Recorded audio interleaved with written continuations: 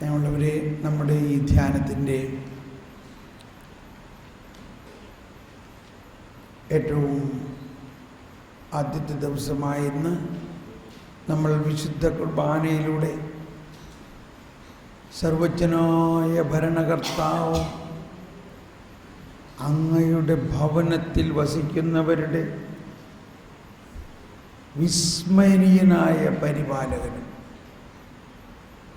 സകല നന്മകളുടെയും സകല സൗഭാഗ്യങ്ങളുടെയും ഉറവിടവുമായ ആ ദൈവത്തെ നാം സ്വീകരിച്ചു കഴിഞ്ഞു.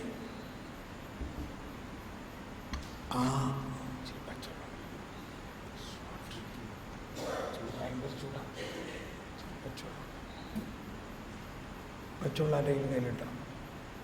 കോൾഡ് വാട്ടർ ഉണ്ടോ?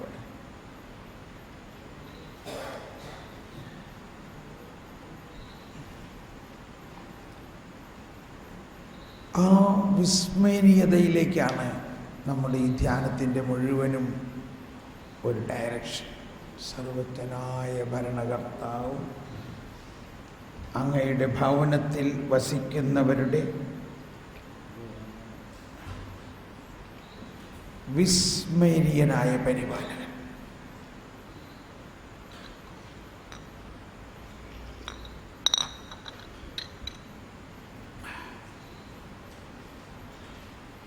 ആ വിസ്മരണീയതയിലേക്ക് നമ്മൾ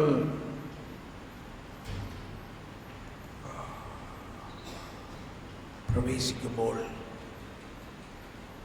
നമ്മുടെ മാനുഷികമായ ബുദ്ധിയും മാനുഷികമായ ബോധ്യങ്ങളുമെല്ലാം പൂർണ്ണമായിട്ട് അങ്ങ് പരിശുദ്ധാത്മാവിന് സമർപ്പിക്കുക എന്നുള്ളതാണ്. ഒരു വശം അതാണ്. രണ്ടാമത്, പൂർണ്ണമായവ ഉദിക്കുമ്പോൾ അപൂർണമായവ അസ്തമിക്കുന്നു. തീർച്ചയായിട്ടും വളർച്ച എന്ന് പറയുന്നത് അപൂർണമായ ഒരു കാലഘട്ടം എല്ലാവർക്കും ഉണ്ടായിട്ടുണ്ട്. അതിൻ്റെ മേൽ പടിപടിയായിട്ട് നമ്മൾ കയറുന്നു. 1-ാം ക്ലാസ്, 2-ാം ക്ലാസ്, 3-ാം ക്ലാസ്, അങ്ങനെ ഓരോ പടിപടിയായിട്ട് നമ്മൾ 10-ാം ക്ലാസ്, 11-ാം ക്ലാസ്, 12-ാം ക്ലാസ്. അപ്പോൾ എപ്പോഴും എന്ന പോലെ തന്നെ ആത്മീയതയിൽ നമ്മൾ ഉയരുമ്പോൾ കഴിഞ്ഞ ആ കാലഘട്ടങ്ങളിൽ ഉണ്ടായിട്ടുള്ള അറിവുകളും ബോധ്യങ്ങളും അപൂർണമായിട്ടുള്ളതാണ്. അതുകൊണ്ട് നമ്മൾക്കൊരു ഒരു വലിയ തുറവി ഉണ്ടാകണം പുതിയ കാര്യങ്ങൾ പഠിക്കാനും പുതിയ കാര്യങ്ങൾ ഗ്രഹിക്കാനും അതിനെ സ്വീകരിക്കാനും. അപ്പോൾ പഴയതിനെ വിട്ടുകൊടുക്കാനും. ഇതിങ്ങനെയാണെങ്കിലും അതത്ര എളുപ്പമല്ല. ഈ കഴിഞ്ഞ ആഴ്ചയിൽ എനിക്കൊരു വലിയ ഉൾക്കാഴ്ച കിട്ടി. ആ ഉൾക്കാഴ്ച ഇതാണ്. നമുക്കെല്ലാവർക്കും പരിചയമാണ് റോമാക്കാർക്കെഴുതിയ ലേഖനം 8-ാം അധ്യായം 26. റോമർ 8:26. എന്താ റോമർ 8:26? നമ്മുടെ ബലഹീനതയിൽ ആത്മാവ് തന്നെ നമുക്ക് വേണ്ടി മധ്യസ്ഥം വഹിക്കുന്നു. റോമർ 8:26.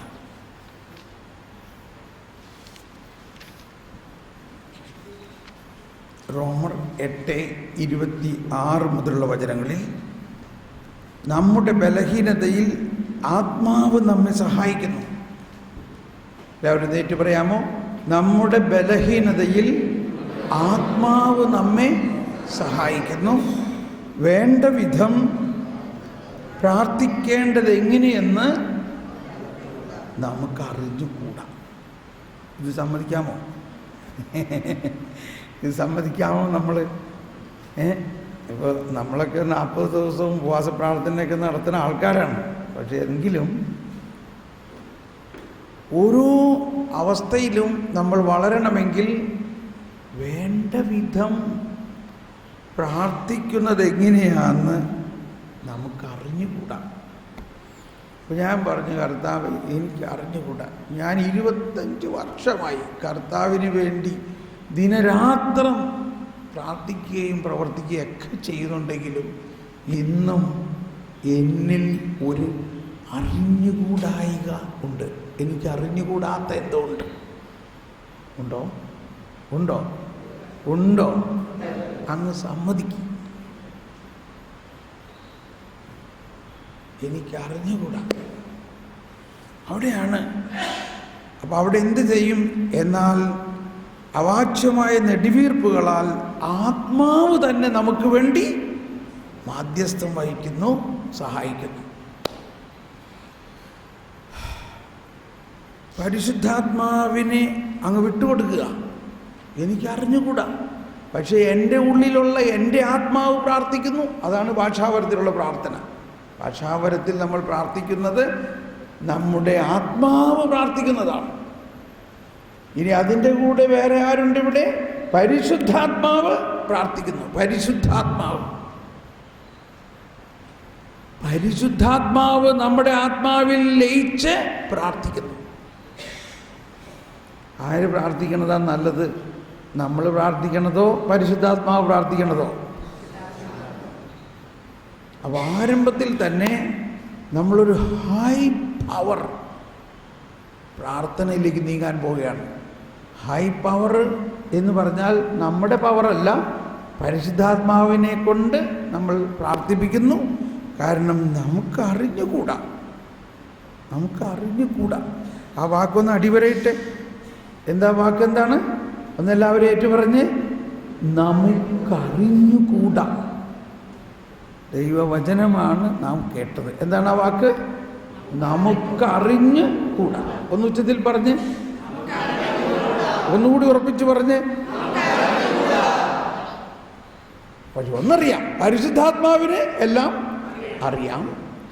ആ പരിശുദ്ധാത്മാവ് നമ്മുടെ ഉള്ളിൽ ഉണ്ടോ?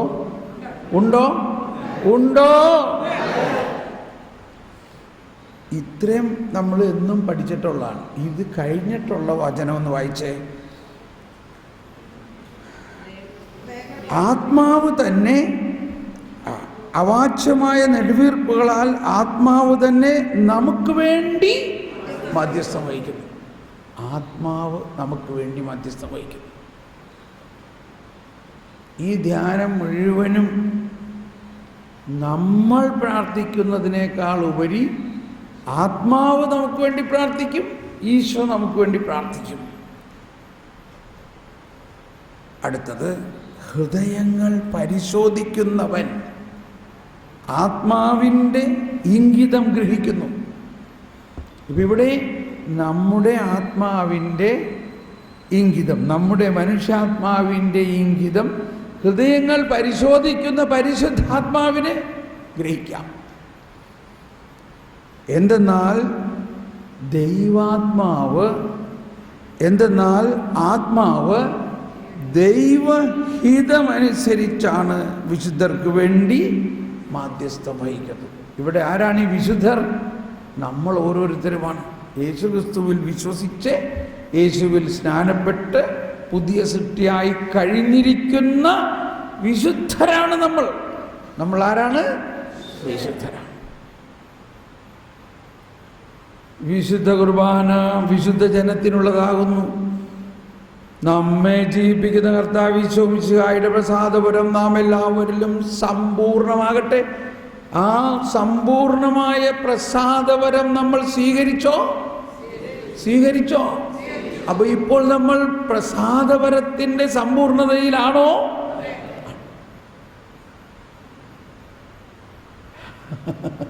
ഇപ്പം തോന്നണത് ഇപ്പം നേരെ അങ്ങ് സ്വർഗത്തിൽ പോവാം, അല്ല ഇപ്പം നേരെ അങ്ങ് മരിക്കുകയാണെങ്കിൽ ഉടനെ സ്വർഗത്തിൽ പോവാം. ഇവിടെ നമ്മളിപ്പോൾ ഉടനെ ആത്മാവേ പരിശുദ്ധാത്മാവേ എന്നുള്ള ഗാനം ആലപിച്ച് പ്രാർത്ഥിക്കാൻ പോവുകയാണ്. ഇന്നേ വരെ പ്രാർത്ഥിക്കാത്ത ഒരു പ്രാർത്ഥനയാണിത്. എന്താണ്? നമുക്കറിഞ്ഞുകൂടാ എങ്ങനെ പ്രാർത്ഥിക്കണമെന്ന്. എൻ്റെ ജീവിതത്തിൽ ആത്മീയമായ വളർച്ച വേണം, എനിക്ക് ദൈവിക രഹസ്യങ്ങൾ അറിയണം. എന്നാൽ എൻ്റെ ഉള്ളിൽ കിടക്കുന്ന നിരവധിയായ തെറ്റായിട്ടുള്ള അപൂർണമായ ബോധ്യങ്ങളും പഠിപ്പീരുകളും ചിന്തകളും എനിക്കറിയില്ല. പരിശുദ്ധാത്മാവിനറിയാം. പരിശുദ്ധാത്മാവേ നിനക്കറിയാം. അങ്ങ് തന്നെ എൻ്റെ ആത്മാവിൻ്റെയും എൻ്റെ മനസ്സിൻ്റെയും ഉള്ളിൽ നിന്ന് ഇതിനെയെല്ലാം പിഴുതു മാറ്റണമേ. അങ്ങനെ നമ്മളുടെ ധ്യാനത്തിന്, നമ്മളുടെ വളർച്ചയ്ക്ക് ആവശ്യമായ രീതിയിൽ എൻ്റെ ആത്മാവിനെ, മനസാക്ഷിയെ, ചിന്തയെ എല്ലാം ഒരുക്കണമേ. ദൈവത്തിൻ്റെ ജ്ഞാനത്തിൻ്റെ പ്രകാശത്തിലൂടെയും പരിശുദ്ധാത്മാവിൻ്റെ ശക്തിയിലൂടെയും ഇപ്പോൾ ഇത് സംഭവിക്കാൻ പോവുകയാണ്. ഇതൊരു ആന്തരിക സൗഖ്യമല്ല. ലാസറേ പുറത്തു വരിക.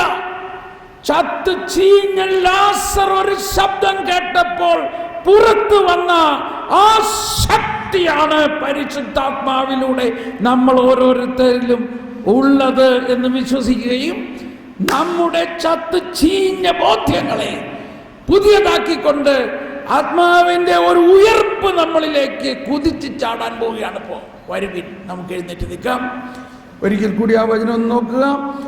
ആത്മാവിൻ്റെ ഇംഗിതം ഗ്രഹിക്കുന്ന, എന്തെന്നാൽ ആത്മാവ് ദൈവഹിതമനുസരിച്ചാണ് നമുക്ക് വേണ്ടി, വിശുദ്ധർക്ക് വേണ്ടി മാധ്യസ്ഥം.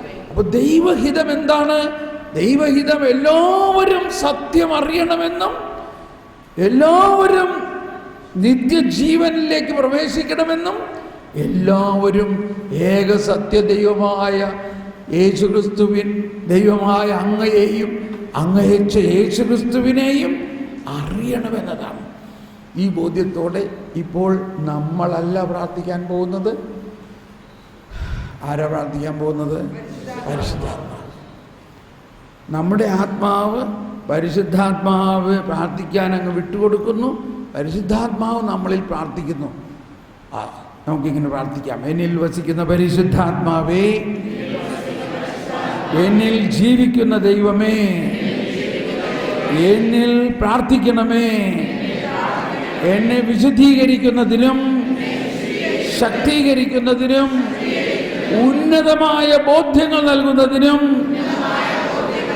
എന്നിൽ പ്രാർത്ഥിക്കണമേ, എന്നിൽ പ്രവർത്തിക്കണമേ, എന്നെ ഉയർപ്പിക്കണമേ, എന്റെ ആത്മാവിൽ കത്തിപ്പടരണമേ. ആത്മാവേ, പരിശുദ്ധാത്മാവേ, എന്നിൽ കത്തിപ്പടരണമേ. പാട്ടുകടലാസിലെ ഒന്നാമത്തെ ഗാനം. നമ്മൾ ആ പാട്ട് അറിയാവുന്നവർ കടലാസ് നോക്കണ്ട, കൈയടിച്ച് പാടാം.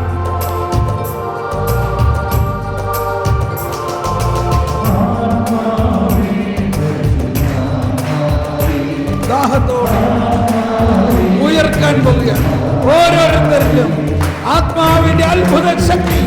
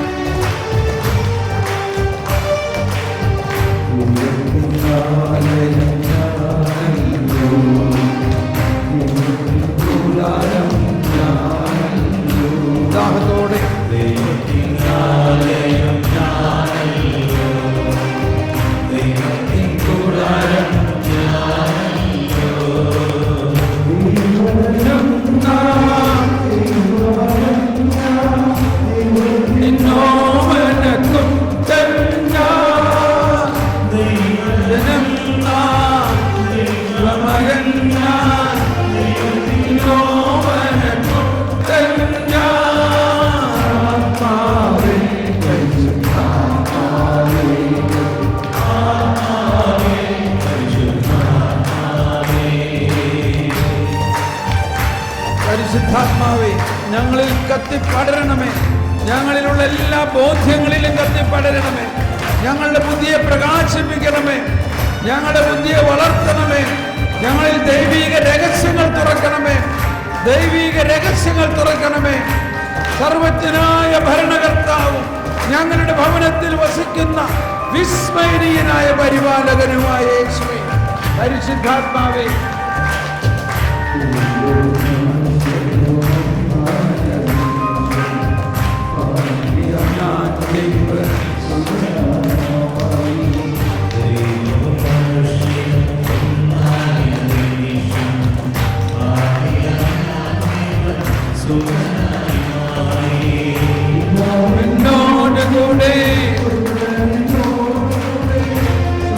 രാജ്യം നിൽക്കണ്ടേ.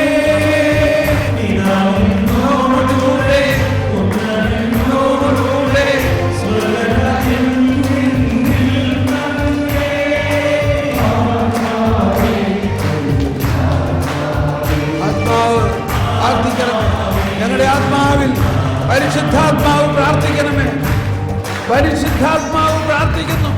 നമ്മുടെ ആത്മാവിൽ, നമ്മുടെ മനസ്സിൽ, നമ്മുടെ മനസാക്ഷിയിൽ കടന്നുകൂടിയിരിക്കുന്ന എല്ലാ ചിന്തകളെയും മാറ്റിമറിച്ചുകൊണ്ട് ദൈവഹിതമനുസരിച്ച് ഞങ്ങളുടെ ജീവിതത്തെ ക്രമപ്പെടുത്തണമേ. ഞങ്ങളുടെ മനസ്സിനെ, ഞങ്ങളുടെ ബോധ്യങ്ങളിലുള്ള എല്ലാ തെറ്റായ ബോധ്യങ്ങളും അകറ്റി അങ്ങയുടെ ജ്ഞാനം നിറയ്ക്കണമേ. അങ്ങയുടെ ജ്ഞാനം നിറയ്ക്കണമേ. അങ്ങയുടെ വെളിപാട് നിറയ്ക്കണമേ. അങ്ങയുടെ വെളിപാടിനാൽ അങ്ങയുടെ വെളിപാട് ഞങ്ങളിൽ നിറയട്ടെ.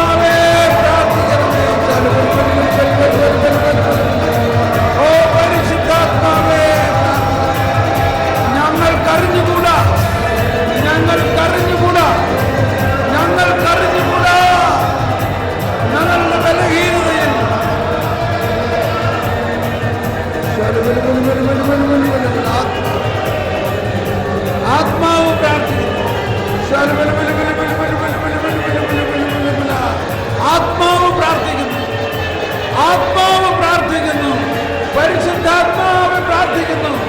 ഞങ്ങൾക്ക് അറിഞ്ഞുകൂടാ, വേണ്ട വിധം പ്രാർത്ഥിക്കുന്നത് എങ്ങനെയെന്ന് ഞങ്ങൾക്ക് അറിഞ്ഞുകൂടാ, ദൈവിക രഹസ്യങ്ങൾ എങ്ങനെ കിട്ടുമെന്ന് അറിഞ്ഞുകൂടാ. ഞങ്ങളിലുള്ള എല്ലാ തെറ്റായ ബോധ്യങ്ങളെയും പിഴുതു മാറ്റണമേ. ഞങ്ങൾക്കറിഞ്ഞുകൂടാ,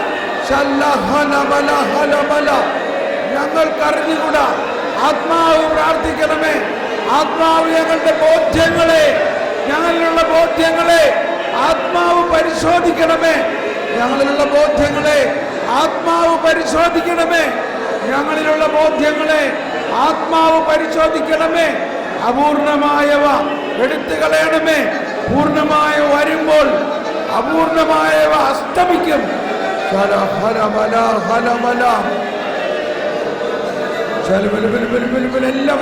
എല്ലാവരും ഭാഷാവരത്തിൽ പ്രാർത്ഥിച്ചുകൊണ്ട് ഹല്ലേലൂയ, ഹല്ലേലൂയ.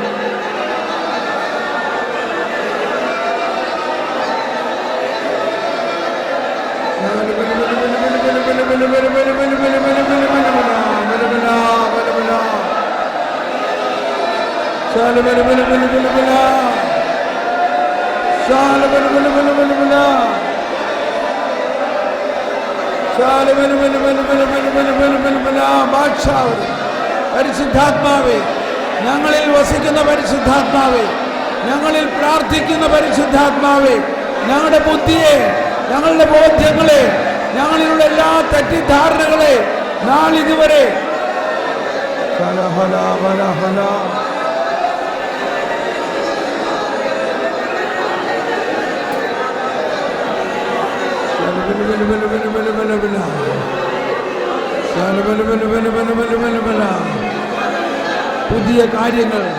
പുതിയ കാര്യങ്ങൾ ഞങ്ങളെ പഠിപ്പിക്കുന്നതിനായിട്ട് പരിശുദ്ധാത്മാവ് പ്രാർത്ഥിക്കണമേ. പരിശുദ്ധാത്മാവേ പ്രാർത്ഥിക്കണമേ. പരിശുദ്ധാത്മാവേ ഞങ്ങളിൽ പ്രാർത്ഥിക്കണമേ. ഞങ്ങളെ ശുദ്ധീകരിക്കണമേ. ഞങ്ങളെ രൂപാന്തരപ്പെടുത്തണമേ. ഞങ്ങളെ പുതിയ സൃഷ്ടിയാക്കണമേ. ഞങ്ങൾക്ക് പുതുബോധ്യങ്ങൾ നൽകണമേ. പുതിയ ചിന്തകൾ നൽകണമേ. ഞങ്ങളിലുള്ള പഴയവയെ പരിശോധിക്കണമേ. പിതാവിനാൽ നടാത്തതെല്ലാം പിഴുതു മാറ്റണം.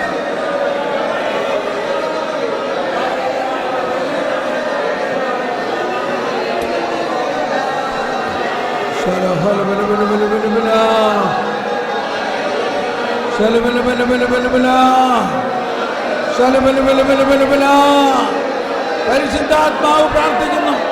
വേണ്ട വിധം പ്രാർത്ഥിക്കുന്നത് എങ്ങനെയെന്ന് ഞങ്ങൾക്ക് അറിഞ്ഞുകൂടാ.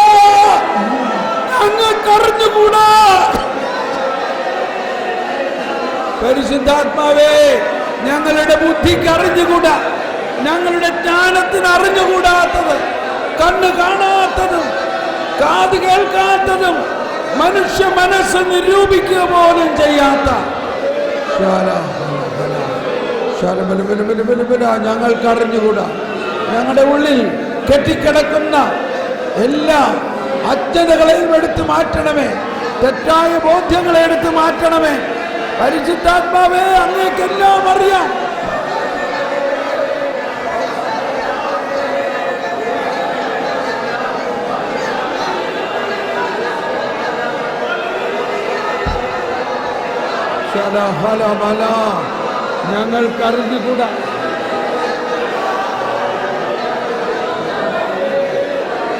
ഞങ്ങൾക്കറിഞ്ഞുകൂടാ. ഞങ്ങൾക്കറിഞ്ഞുകൂടേ. പരിശുദ്ധാത്മാവേ, ഞങ്ങൾക്കറിഞ്ഞുകൂടാ. ഞങ്ങളുടെ അറിവും വിജ്ഞാനവും പരിശുദ്ധാത്മാവ് എത്ര ചെറുതാണ്. അങ്ങയുടെ ജ്ഞാനം ഞങ്ങളിൽ തുറക്കണമേ.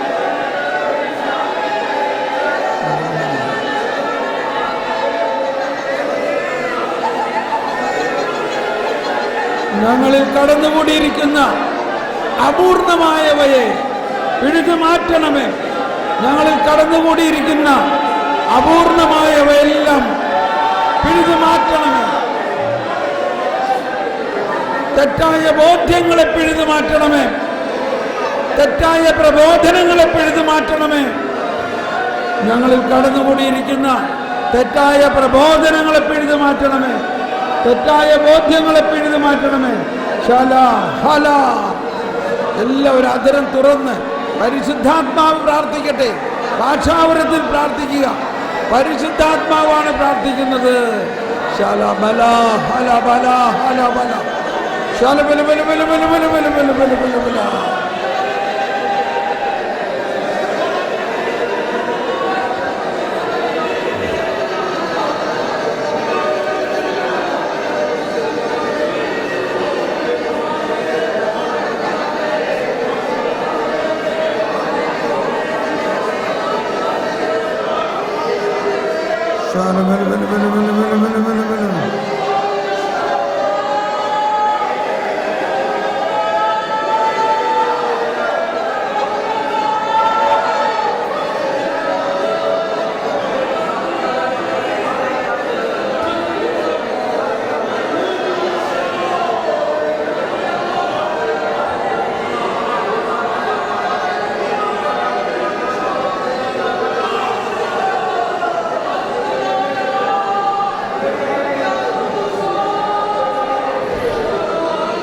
യേശു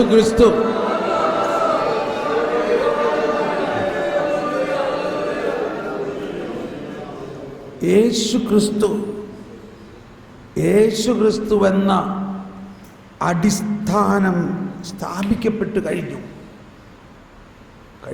നമ്മൾ ഓരോരുത്തരിലും മാമോദീസായിലൂടെയും സ്ഥൈര്യലേപനത്തിലൂടെയും വിശുദ്ധ കുർബാനയിലൂടെയും യേശു ക്രിസ്തു എന്ന അടിസ്ഥാനം സ്ഥാപിക്കപ്പെട്ട് കഴിഞ്ഞു. 1 കൊരിന്ത്യർ 3:8 അത് പിന്നെ എഴുതിയാൽ മതി. ഇപ്പം ഈ വചനം ഒന്ന് ഉൾക്കൊണ്ടുകൊണ്ട് അതിന് പുറമെ മറ്റെന്ത് സ്ഥാപിക്കാൻ ആർക്കും സാധിക്കുകയില്ല. Praise the Lord. അതിൻ്റെ പുറത്ത് എന്തെല്ലാം സ്ഥാപിച്ചാലും അതൊന്നിനും യാതൊരു പ്രയോജനവുമില്ല. ഈ അടിസ്ഥാനത്തിന്മേൽ ആരെങ്കിലും സ്വർണമോ വെള്ളിയോ രത്നങ്ങളോ തടിയോ പുല്ലോ വൈക്കോലോ ഉപയോഗിച്ച് പണിതാലും ഓരോരുത്തരുടെയും പണി പരസ്യമാകും. അപ്പോൾ അടിസ്ഥാനം നമ്മളിൽ ഉണ്ടോ? ഉണ്ട്. പക്ഷെ അതിൻ്റെ പുറത്ത് പല പണിയും ചെയ്ത് നോക്കുകയാണ് നമ്മൾ. പലതുകൊണ്ട് സ്വർണം കൊണ്ട് പണിയണം എന്ന് വെച്ചാൽ പല ബോധ്യങ്ങളും. ഇനി നമ്മൾ പൂർണ്ണമായത് എന്താണ് എന്ന് മനസ്സിലാക്കണം. അതാര് മനസ്സിലാക്കി തരും? പരിശുദ്ധാത്മാവ്. ഞാനൊന്നുമല്ല. ഞാൻ ഇന്നും പരിശുദ്ധാത്മാവിൻ്റെ ഒരു വിദ്യാർത്ഥിയാണ്, ഒരു സ്റ്റുഡൻറ്റ്. ഇപ്പോൾ ഞാൻ ഇവിടെ വന്ന് നിൽക്കുന്നത് വരെ എനിക്കറിയില്ല എന്താ പറയണമെന്ന്. എന്നും അങ്ങനെ തന്നെയാണ്. ഇവിടെ വന്ന് നിന്ന് 1 മിനിറ്റ് ഒന്നും അറിയില്ല. പരിശുദ്ധാത്മാവേ എന്താ നിൻ്റെ പദ്ധതി? അപ്പോഴാണ് അങ്ങ് ദൂരെ നിന്നൊരു വചനം വരുന്നു. എനിക്ക് അറിഞ്ഞുകൂടാ. ഇതെന്നെ നമ്മൾ പറഞ്ഞുകൊണ്ടിരുന്നോളൂ. എനിക്ക് അറിഞ്ഞുകൂടാ പരിശുദ്ധാത്മാവേ, എനിക്ക് പുതിയ അറിവ് തരണം നീ. അറിവ് പുതിയത് കിട്ടുന്നതിന് പരിശുദ്ധാത്മാവിന് വലിയ സന്തോഷമാണ്. പക്ഷെ നമ്മുടെ ഒരു പ്രശ്നം ഈ പഴയതും പുതിയതും തമ്മിൽ ഇത്തിരി കലക്കി കുറിക്കണം. പഴയതിന് പുതിയ വസ്ത്രം ലഭിച്ചു കഴിഞ്ഞാൽ പുതിയതിൽ നിന്ന് കുറച്ച് മുറിച്ചെടുത്ത് പഴയതുമ ചേർത്ത് വെക്കണ സ്വഭാവമുണ്ട് ചിലർക്കില്ലേ. എന്ത് വേണം? പുതിയത് കിട്ടിയാൽ ആ പുതിയതങ്ങ് കൊടുത്തൂടെ? ഈശോ പറയാണ്, ആരും പുതിയതിൽ നിന്ന് കഷ്ണം മുറിച്ച് പഴയതിൽ ചേർക്കാറില്ല. പുതിയത് കിട്ടിയാൽ, പുതിയ സാരി കിട്ടിയാൽ അത് ഉടുക്കും, പഴയത് മാറ്റി വയ്ക്കും. പുതിയ ചൂടിദാർ കിട്ടിയാൽ അത്, പുതിയ വസ്ത്രം കിട്ടിയാൽ അത് ഉടുക്കും. ഇത് വലിയ കാര്യമാണ്. എന്താണ് ഈ പുതിയത്? എന്താണ് ഈ പുതിയ വസ്ത്രം? പരിശുദ്ധാത്മാവ്. യേശുക്രിസ്തുവിലൂടെ യേശുവിൻ്റെ നവീനവും സനാതനവുമായ രൂപാന്തരീകരണത്തിലൂടെ തൻ്റെ രക്തം കൊടുത്ത് വാങ്ങിയിരിക്കുന്ന പുതുജീവൻ. അത് നമുക്ക് കിട്ടിക്കഴിഞ്ഞിരിക്കുന്നു. യേശു ക്രിസ്തുവാകുന്ന അടിത്തറമേൽ നമ്മൾ പണിത് കഴിഞ്ഞിരിക്കുന്നു. യേശു ക്രിസ്തുവാകുന്ന അടിത്തറയിലാണ് നമ്മൾ. ഹല്ലേലൂയ. ഈ ബോധ്യത്തോടെ നമ്മളുടെ ഉള്ളിൽ എന്തോ എല്ലാം നമ്മൾ അവിടുന്ന് ഇവിടുന്നെല്ലാം കേട്ടിട്ടുണ്ട്. പലരിൽ നിന്ന് നമ്മൾ പലതും പഠിച്ചിട്ടുണ്ട്. ഇതെല്ലാം കർത്താവ് ഇതൊക്കെ നീ ഇപ്പോൾ പരിശോധിച്ചിട്ട് അതിനകത്ത് ആവശ്യമില്ലാത്തതിനെല്ലാം പിഴുതു മാറ്റണമേ. ആര് പിഴുതു മാറ്റും? പരിശുദ്ധാത്മാവ്. ആരാണ് മനസ്സിലാക്കുന്നത് ആവശ്യമില്ലാത്തതാണെന്നും ആവശ്യമുള്ളതാണെന്നും? നമ്മുടെ മനസ്സാക്ഷിക്കും ബുദ്ധിക്കും ഇത് സാധ്യമല്ല. അതുകൊണ്ട് ഒരിക്കൽ കൂടി നമുക്ക് സ്വതന്ത്രമായിട്ട് നല്ല ബോധ്യത്തിൽ നമ്മിൽ വസിക്കുന്ന പരിശുദ്ധാത്മാവ് നമ്മുടെ ആത്മാവിൽ പ്രാർത്ഥിച്ചുകൊണ്ട് പരിശുദ്ധാത്മാവ് തന്നെ ദൈവഹിതമനുസരിച്ച് നമുക്ക് വേണ്ടി പ്രാർത്ഥിച്ച് നമ്മളെ രൂപപ്പെടുത്തി നമ്മുടെ ഉള്ളിലുള്ള എല്ലാ തെറ്റായ ബോധ്യങ്ങളെയും മാറ്റുന്നു. ഇന്നത്തെ പ്രസംഗത്തിൽ ബഹുമാനപ്പെട്ട അച്ഛൻ പറഞ്ഞു, എന്തോ ഒരു നല്ല ഉദാഹരണമാണ് പറഞ്ഞത്. എന്തോ ഒരു നല്ല ഉദാഹരണമാണ് പറഞ്ഞത്. ആരാണത്? വിശുദ്ധ അഗസ്തീനോസ്. എന്തെല്ലാം തരത്തിലുള്ള സിദ്ധാന്തങ്ങളെ മുറുക്കെ പിടിച്ച് 33 വയസ്സ് വരെ അങ്ങനെ ജീവിച്ച ആ അഗസ്തീനോസിൻ്റെ അകത്ത് പരിശുദ്ധാത്മാവ് പ്രവർത്തിച്ചപ്പോൾ തലകീഴായി മറിഞ്ഞ് അതെല്ലാം മാറ്റിക്കൊണ്ട് സഭയുടെ മൽപ്പാനായി, സഭയുടെ വേദപാരംഗതനായി, പരിശുദ്ധാത്മാവിൻ്റെ ഏറ്റവും വലിയ പ്രബോധകനായി. ഇതാണ് പ്രവർത്തനം. നമ്മൾ എത്ര വലിയ പാപിയായാലും അങ്ങനെയുള്ളവരെ പരിശുദ്ധാത്മാവ് എടുക്കും, ഉപയോഗിക്കും. നമ്മൾ ഇന്നത്തെ സുവിശേഷത്തിൽ കേട്ടു മുടിയനായ പുത്രൻ്റെ കഥ. പക്ഷേ അതിൻ്റെ കൂടുതൽ ആഴത്തിലേക്ക് ചെല്ലുമ്പോൾ മുടിയനായ പുത്രൻ്റെ ജ്യേഷ്ഠനെ കുറിച്ച് കൂടി ചിന്തിക്കണം. അവരുടെ എല്ലാം ബുദ്ധിയിൽ കിടക്കുന്ന എന്തായിരുന്നു ആ ജ്യേഷ്ഠൻ പറഞ്ഞത്? ജ്യേഷ്ഠന് മനസ്സിലാവുന്നില്ല. ഈ അനുജൻ മടങ്ങി വന്നപ്പോൾ അപ്പൻ ഭയങ്കര ആഹ്ലാദം. അവനൊരു ആഹ്ലാദമില്ല. അവൻ പറയാണ്, ഇവൻ മുടിയനായി ഇവനെല്ലാം നശിപ്പിച്ച് വേശ്യകളോടുകൂടെ കളഞ്ഞ് ചൂതാടി കളഞ്ഞിട്ട് അവൻ ഇപ്പം ഇവിടെ വന്നപ്പോൾ അവന് വേണ്ടി വലിയ കാളേനെ വെട്ടിക്കണം. ഇതേത് നീതി? അവന് മനസ്സിലാകണില്ല. ഏതാണ്ട് ഇതൊക്കെയാണ് നമ്മളുടെ അവസ്ഥ. അവൻ പറയാണ്, ഞാൻ ഇക്കാലമത്രയും അപ്പന് ദാസ്യവേല ചെയ്തു. എന്ത് ചെയ്തു? ദാസ്യവേല. കണ്ടോ? ദാസ്യവേല. അവൻ വീട്ടിലെ മൂത്ത മകനാണ്. എന്നിട്ട് എന്താ പറഞ്ഞെന്ന് നോക്കിയേ, അപ്പൻ്റെ സകല പ്രമാണങ്ങളും ഞാൻ അനുസരിച്ചു. 10 പ്രമാണവും ഞാൻ അനുസരിച്ചു. എന്നിട്ടും എനിക്ക് എൻ്റെ സുഹൃത്തുക്കളോടുകൂടി സന്തോഷിച്ച ഒരു ആട്ടുകുട്ടിനെ വെട്ടി അപ്പനെ അപ്പനാണത്. അപ്പനിത് കേട്ട് കണ്ണു തള്ളി, അന്തുകുട്ടി എന്തിവനി പറയുന്നു? ദാസനും മകനേ, മകനേ, നീ എപ്പോഴും എൻ്റെ കൂടെ അല്ലേടാ. എനിക്കുള്ളതെല്ലാം നിനക്കുള്ളതല്ലേടാ പോലെ.